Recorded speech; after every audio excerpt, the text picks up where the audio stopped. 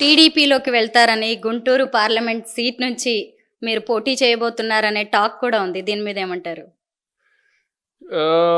ఇది ఏమంటారంటే, నాకు రాయపాటి సాంబశివరావు గారు దగ్గర ఉన్న వాళ్ళు ఎవరో ఒకరు చెప్పారు నాకు. ఒక 2-3 సంవత్సరాల క్రితం. సాంబశివరావు గారు కాంగ్రెస్‌లో 81, 82 నుంచి ఉన్నారు. అప్పటి నుంచి 2014 దాకా, అంటే 30 సంవత్సరాలు ఉన్నారా? 30 సంవత్సరాలు. ప్రతి సంవత్సరం కూడా ఆయన వెళ్ళిపోతాడు ఉండేవారట. సో సో అనేవాళ్ళు అంటూ ఉంటారు. దానికి రోజు సమాధానం చెప్పుకోవాల్సిన అవసరం నాకైతే లేదు. నా దృష్టిలో మనం పనిచేసామా, ప్రజలకు అందుబాటులో ఉన్నామా, ప్రజలకి అందుబాటులో ఉన్నప్పుడు కూడా డీసెంట్గా ఉన్నామా, వాళ్ళని గౌరవంగా చూసామా లేదా, ఇది ఇంపార్టెంట్. అంతేగాని ఎవరెవరో మీడియా వాళ్ళు రాసేదానికి ఏదో న్యూస్ కావాలి, నా మీద ఏదో రాయడానికి, ఇంకా వేరేది కరప్షన్ నా మీద దొరకదు, లేకపోతే ఇంకొకటి నేను ఎవరికి అందుబాటులో లేకుండా ఎంపీ ఎటు వెళ్ళిపోయాడు ఆయన వ్యాపారం చూసుకోండి అని రాయడానికి లేదు నా మీద. నేను ఇప్పుడు ఉంటే గుంటూరులో ఉంటాను, అదే ఢిల్లీలో ఉంటాను. లేకపోతే ఇంకొకటి ఏమైనా రాయడానికి నా మీద లేదు. కాబట్టి ఏదో ఎత్తుతారు ఇలాంటివి, ఏదో అక్కడ ఎమ్మెల్యేతో ఇదంట కదా, లేకపోతే ఇక్కడ ఇది ఇటు వెళ్తారంట కదా. సో ఏదో ఒకటి ఉండాలి కదా న్యూస్ అనేది. అయితే మొత్తానికి వైసీపీలోనే ఉంటానంటారు? నేను ఇంత పని చేసిన తర్వాత 5 సంవత్సరాలు ఎంపీగా, దానికి ముందు మిగతా వాళ్ళు ఏమన్నా చాలామంది 2018, 19లో వచ్చిన వాళ్ళు ఉన్నారు. కానీ నేను 2014 నుంచి అపోజిషన్లో ఉన్నప్పుడు మీరు అందరూ చూశారు ఎంతమంది ఎమ్మెల్యేలు వెళ్ళిపోయారు. బట్ అప్పుడు 14లో అపోజిషన్లో ఉన్నప్పుడు కూడా స్టేట్ విత్ పార్టీ. సో ఈరోజు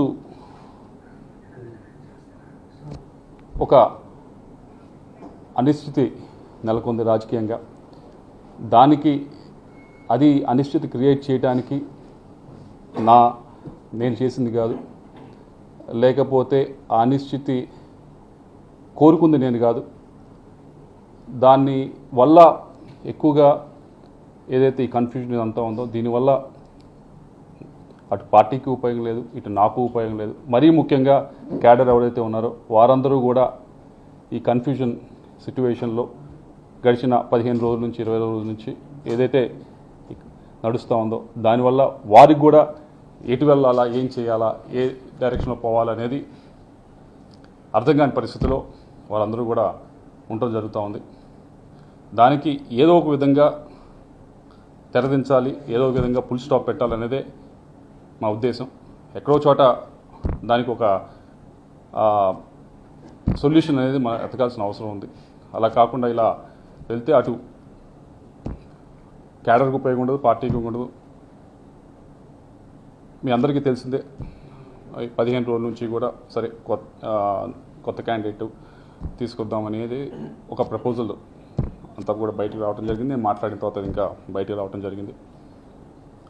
దానివల్ల కొద్దిగా అందరూ కూడా కన్ఫ్యూజన్కి గురవుతూ ఉన్నారు. ఇది ఇందాక చెప్పినట్లు నేను కోరుకుంది కాదు, నేను చేసింది కాదు. ఇది వేరు కారణాల వల్ల ఇలా ఫ్లైఅవుట్ వచ్చింది. దానికి తెరదించుతూ నేను ఏదైతే ఇప్పుడు పార్టీలో ఉన్నానో, పార్టీ సభ్యత్వానికి వైఎస్ఆర్ కాంగ్రెస్ పార్టీ సభ్యత్వానికి రాజీనామా చేస్తూ, అలాగే పార్లమెంట్ సభ్యత్వానికి కూడా నేను రాజీనామా చేస్తూ ఉన్నాను ఇమీడియట్ ఎఫెక్ట్. దీంతో కొద్దిగా ఈ కన్ఫ్యూజన్ అంతా కూడా ఇదంతా కూడా తొలగిపోతుందని చెప్పి ఆశిస్తూ ఉన్నాను.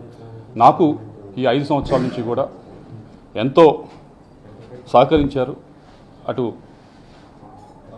రాష్ట్ర ముఖ్యమంత్రి వారి గారు నన్ను యంగ్గా ఉన్నా కానీ నన్ను ఎంకరేజ్ చేసి ఎంపీగా నిల్చోబెట్టారు. దానికి అన్ని విధాలుగా కూడా నేను చేయగలిగాను. అభివృద్ధి కార్యక్రమాలు అన్నీ కూడా చేయగలిగాను. అలాగే పార్టీ పరిస్థితి కూడా, పార్టీ పరువును కూడా అన్ని విధాలుగా కూడా పైన నిల్చోబెట్టగలిగాను.